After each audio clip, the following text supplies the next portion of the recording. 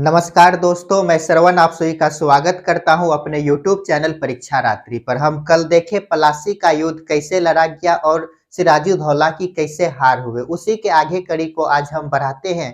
तो आप सभी बने रहिए, कॉपी कलम निकालिए, नोट करते रहिए और साथ ही समझते रहिए। तो देखिए, ये प्लासी का युद्ध कब लड़ा गया था? तो 23 जून 1757।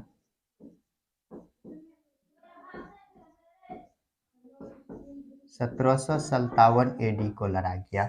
इसमें क्या हुआ? सिराजुद्दौला की लास्ट में हत्या हो जाता है, मोहम्मद बेग के द्वारा किया गया। सिराजुद्दौला की हत्या। जब इसका हत्या हो गया तो बंगाल पर किसका अधिकार आ गया? अंग्रेजों का अधिकार।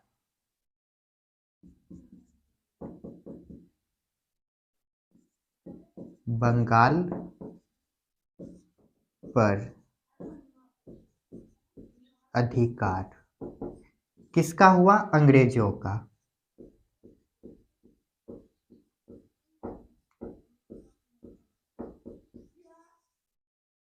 देखिए, जब बंगाल पर अंग्रेजों का अधिकार हो गया तो इस समय इतिहासकार द्वारा बहुत सारे यहाँ पर जो है कि अपने विचार को प्रकट किए हैं। तो देखिए, इतिहासकारों का मत क्या क्या रहा जब अंग्रेजों का शासन आता है। इतिहासकार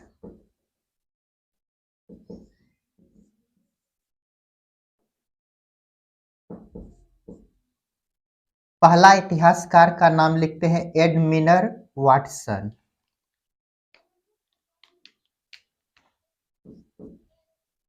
एडमिनर वाटसन।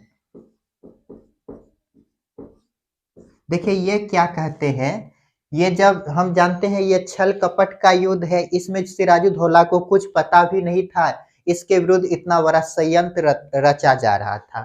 तो देखिए, एडमिनर वाटसन जो है ये क्या कहते हैं, ये कंपनी के लिए नहीं बल्कि छल कपट का युद्ध है। यह कंपनी के लिए नहीं बल्कि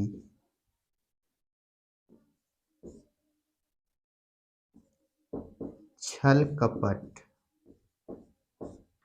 का युद्ध है। इसके बाद देखिए, अगला आता है नवीन चंद्र सेन।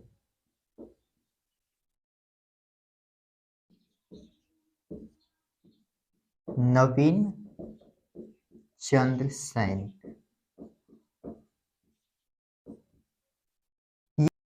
तो क्या कहता है, भारत में अंधकार युग की स्थापना हो गई।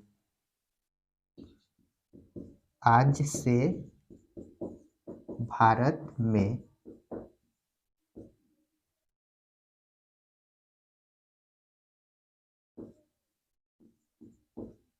अनंत अंधकार युग, अनंत अंधकार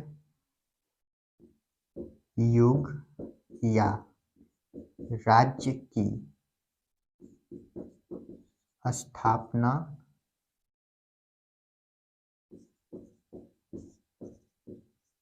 हुई। और इसके बाद देखिए, ताराचंद। ताराचंद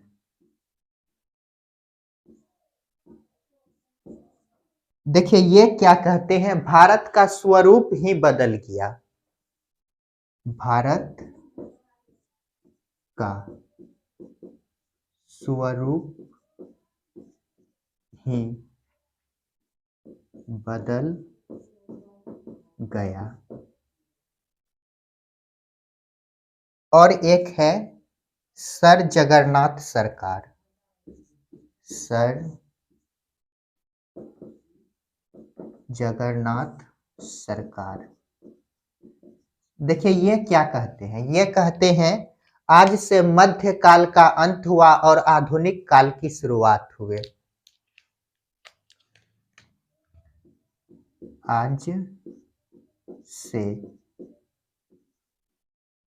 मध्यकाल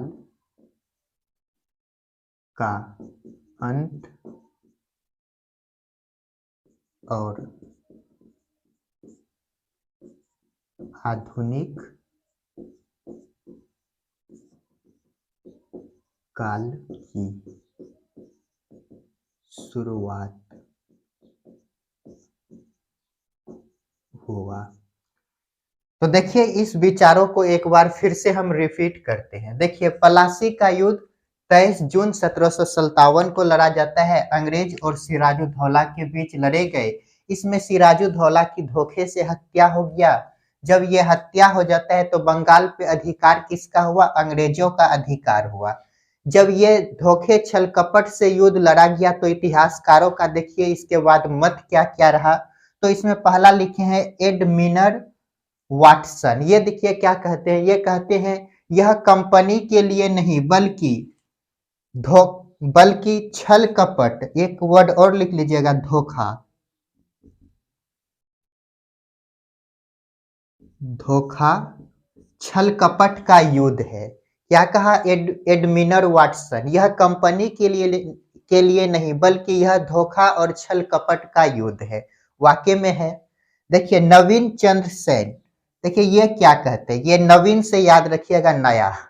ये क्या कहते हैं? आज से भारत में अनंत अंधकार युग या राज्य की स्थापना हुई। नया क्या हुआ? आज से अनंत अंधकार युग या राज्य की स्थापना हुई। उसके बाद देखिए ताराचंद, देखिए ये ताराचंद क्या कहते हैं? ये कहता है भारत का स्वरूप ही बदल गया। उसके बाद देखिए सर जगन्नाथ सरकार, ये क्या कहते हैं? आज से मध्यकाल का अंत हुआ और आधुनिक काल की शुरुआत हुई। यहीं से कई इतिहासकार आधुनिक भारत का इतिहास कहां से शुरू हुआ? तो पलासी के युद्ध से मानते हैं। तो ये किसने कहा है? सर जगन्नाथ सरकार। ये क्या कहते हैं? आज से मध्यकाल का अंत हुआ और आधुनिक काल की शुरुआत हुई। इसको एक बार लिखिए, इससे आगे अब हम देखते हैं, तो जल्दी से नोट कीजिए। तो चलिए इसको मिटाते हैं। अब हम देखते हैं इससे आगे की घटना।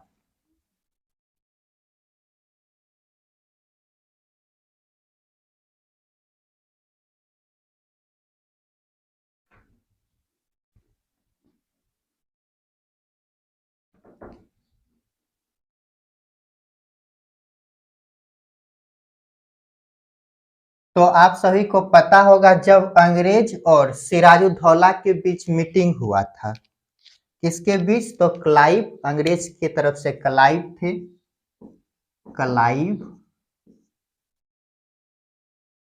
एंड सिराजुद्दौला, प्लस लिख लीजिए, सिराजुद्दौला। इन दोनों के बीच क्या हुआ? मीटिंग। जब मीटिंग हुआ था तो इसमें देखिए क्या कहा था? अगला शासक कौन बनेगा? तो मीर जाफर के बीच हुआ था, मीर जाफर। तो इसमें क्या कहा गया था? अगला शासक कौन बनेगा? मीर जाफर। संधि जब हुआ तो क्या कहा गया था संधि में? नेक्स्ट शासक, नेक्स्ट शासक कौन बनेगा? मीर जाफर। तो देखिए यहां पर अब शासक कौन बनेगा? मीर जाफर। मीर जाफर शासक बना, शासक बना। जब ये शासक बनते हैं तो इसे प्रथम क्रांति की संज्ञा दिए। तो इसे क्या कहा जाता है? प्रथम क्रांति, प्रथम क्रांति। तो देखिए प्रथम क्रांति का समय कब से कब तक रहा?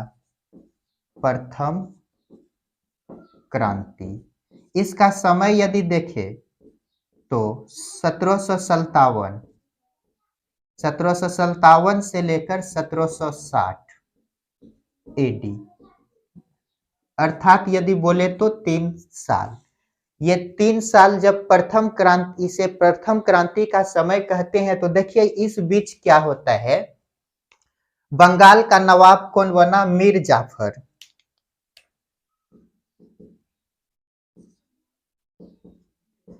बंगाल का नवाब या शासक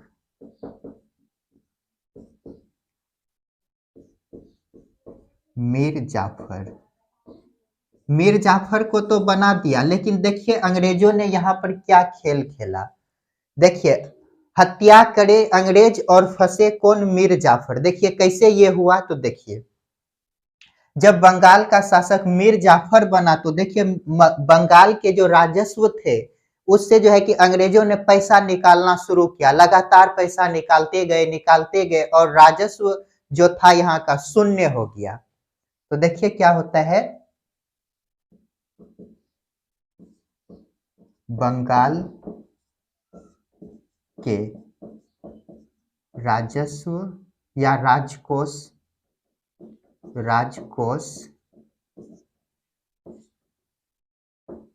से पैसा निकालना शुरू किया।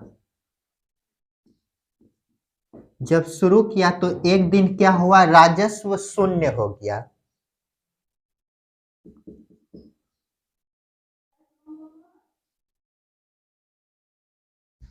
किया तो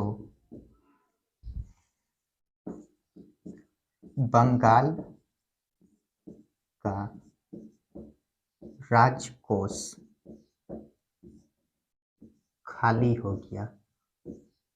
जब ये राज्य कोष खाली हो गया तो ये जो मीर जाफर है, ये यहाँ के छोटे छोटे जो प्रांत थे उस पर दबाव बनाने लगा, क्या आप टैक्स दीजिए। तो देखिए जब खाली हुआ तो क्या किए, मीर जाफर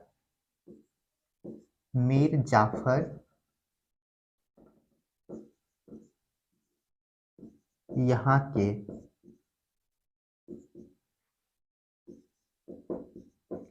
छोटे छोटे प्रांतों के सूबेदार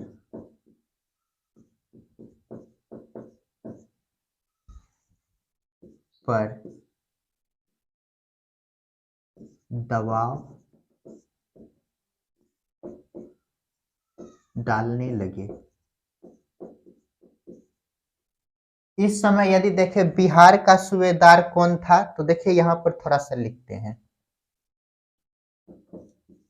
बिहार का सूबेदार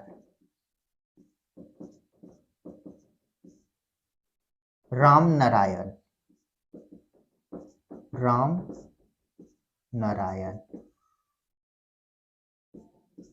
और यदि देखें उड़ीसा, राजा राम।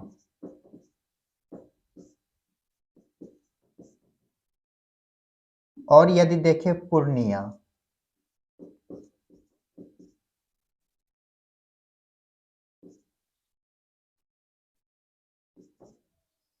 राजा युगल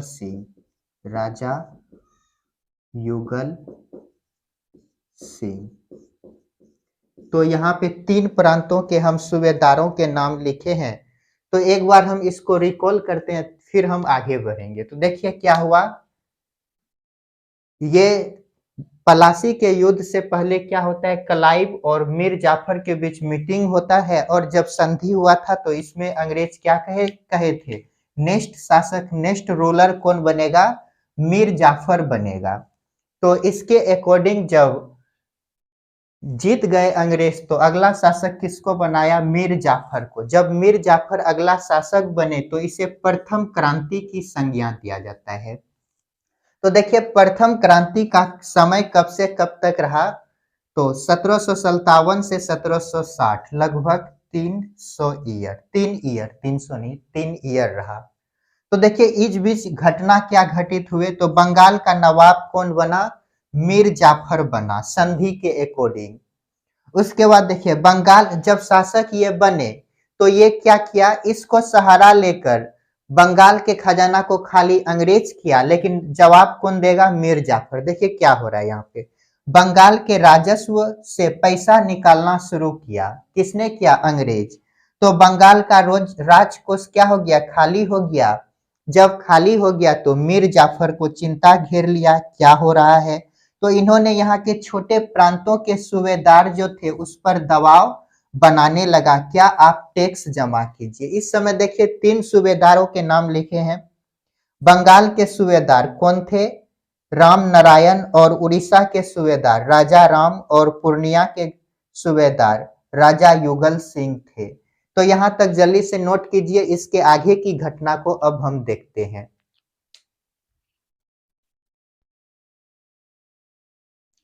तो चलिए इसको मिटाते हैं, अब हम आगे देखते हैं।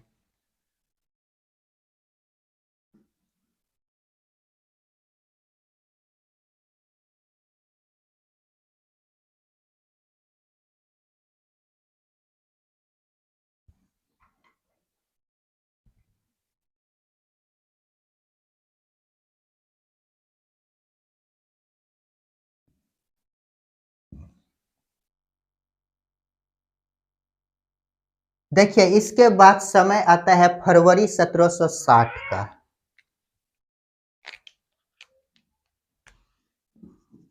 फरवरी 1760, ये जो समय है ये काफी इंपॉर्टेंट समय है। देखिए क्या होता है इस समय, क्लाइव जो है वापस ब्रिटेन चले गया।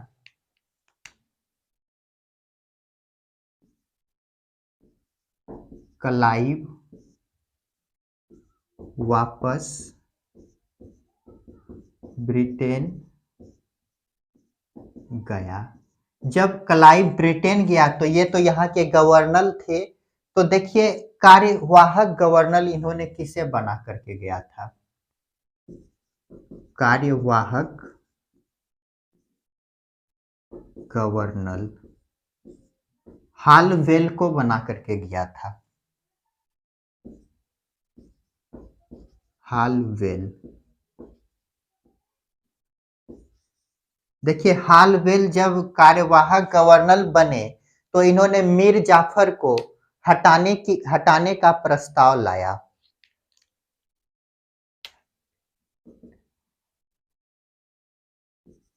मीर जाफर को हटाने का, मीर जाफर को गद्दी से हटाने का, गद्दी से हटाने का प्रस्ताव लाया। प्रस्ताव तो लाया लेकिन पास नहीं हुआ। इसके बाद देखिए परमानेंट गवर्नर आया।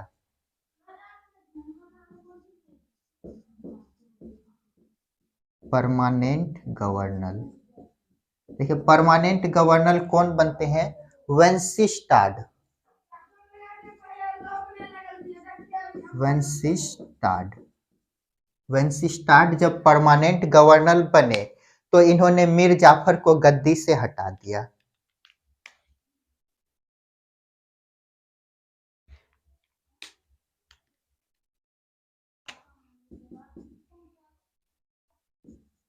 मीर जाफर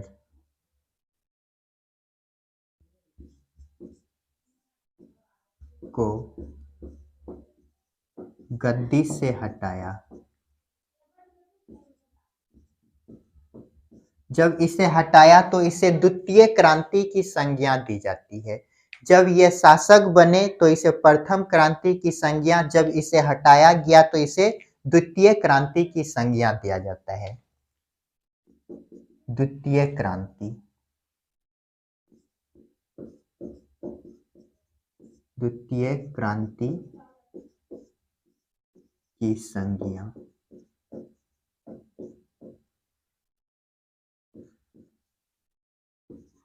तो देखिए द्वितीय क्रांति में क्या हुआ, मीर जाफर को गद्दी से हटाया और अगला शासक कौन बनेगा? तो इसका दामाद। देखिए इसका दामाद कौन है? दामाद। मीर कासिम, मीर कासिम। तो अगला शासक कौन बनेगा? ये मीर कासिम। तो मीर कासिम के बारे में नेक्स्ट स्लाइड में देखेंगे, पहले यहाँ तक एक बार रिकॉल करते हैं। तो देखिए क्या हुआ, फरवरी 1760 का समय जब आया, ये जो क्लाइव है ये वापस ब्रिटेन चले गए। जब यहाँ से ये ब्रिटेन गए तो ये अपना जो है कि कार्यवाहक गवर्नर बना दिया। गवर्नर क्या होता है? ये जो है कि सभी कार्यों को करते हैं। और कार्यवाहक गवर्नर क्या होता है? जब गवर्नर नहीं होते हैं तो उसके स्थान पर यह गवर्नर का काम करेगा। तब तब देखिए कार्यवाहक गवर्नर कौन बने? हालवेल। जब ये शासक बना, ये जब गवर्नर बने तो इन्होंने मीर जाफर को गद्दी से हटाने का प्रस्ताव लाया, लेकिन हटा नहीं। उसके बाद देखिए परमानेंट गवर्नर कौन बनते हैं? वेंसिस्टाड। जब वेंसिस्टाड परमानेंट गवर्नर बने तो इन्होंने मीर जाफर को गद्दी से हटा दिया। जब हटा दिया तो इसे ही द्वितीय क्रांति की संज्ञा दिया गया है। और अगला शासक कौन बनते हैं? यही मीर जाफर का दामाद मीर कासिम, जिसको नेक्स्ट स्लाइड में देखते हैं। इसको आप सभी नोट कीजिए।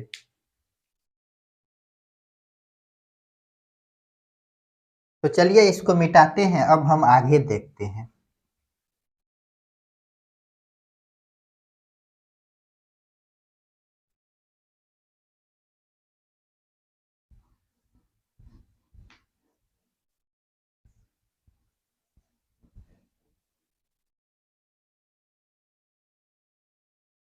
तो अगला शासक कौन बना? मीर कासिम। मीर जाफर का दामाद मीर कासिम क्या बने? नेक्स्ट शासक बना। जब ये शासक बना तो देखिए इसके बारे में, यह एक योग्य शासक था, पढ़े लिखे थे, योग्य था, योग्य शासक था। जब ये शासक बने तो ये मीर जाफर से बेहतर सब काम करने लगा, जिसके कारण अंग्रेजों के पेट में दर्द हुआ। तो देखिए दर्द जब हुए तो क्या क्या हुआ, तो यहाँ पर 3 युद्ध लड़ा गया। 1763,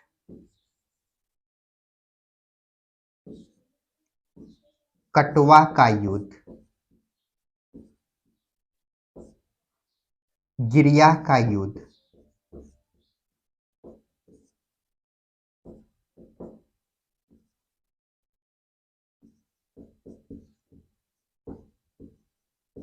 और उदय नारा का युद्ध।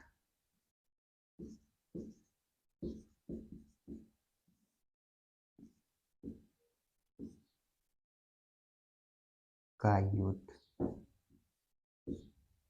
जब ये 3 युद्ध लड़े गए, इसमें क्या हुआ? तो ये 3 युद्ध लड़ने के बाद लास्ट में फिर एक युद्ध लड़ा जाता है 1764 में, जिसे हम कहते हैं बक्सर का युद्ध। बक्सर का युद्ध। ये जो बक्सर का युद्ध है, इसमें कासिम क्या हुआ? पराजित हो गया। बक्सर का युद्ध, इसमें कासिम पराजित, कासिम पराजित हुए। तो देखिए जब ये पराजित हुआ तो फिर देखिए नेक्स्ट शासक कौन बना?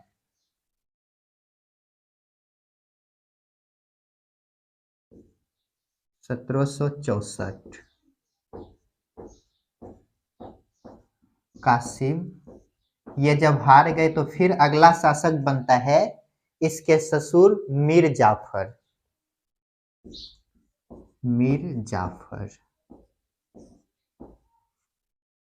तो इसके आगे जो है कि हम ये जो बक्सर का युद्ध देख रहे हैं, इसे कल के वीडियो में हम विस्तार से समझने का प्रयास करेंगे, इसको नोट कीजिए।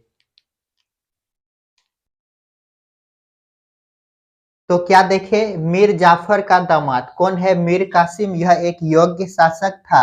जब ये शासक बने तो ये बंगाल के लिए बेहतर काम करने लगा, जिसके कारण ये जो है कि अंग्रेजों से दूरी बरतना शुरू किया और अंग्रेजों को इस बात से नाराजगी हुए और 3 युद्ध 1763 में लड़ा गया। कटवा का युद्ध, गिरिया का युद्ध और उदय नारा का युद्ध। और लास्ट में लड़ा जाता है बक्सर का युद्ध। ये क्या है? निर्णायक युद्ध है। इसमें कासिम पराजित हुए, जिसके कारण 1764 में फिर अगला शासक दोबारा कौन बनता है? मीर जाफर बनता है।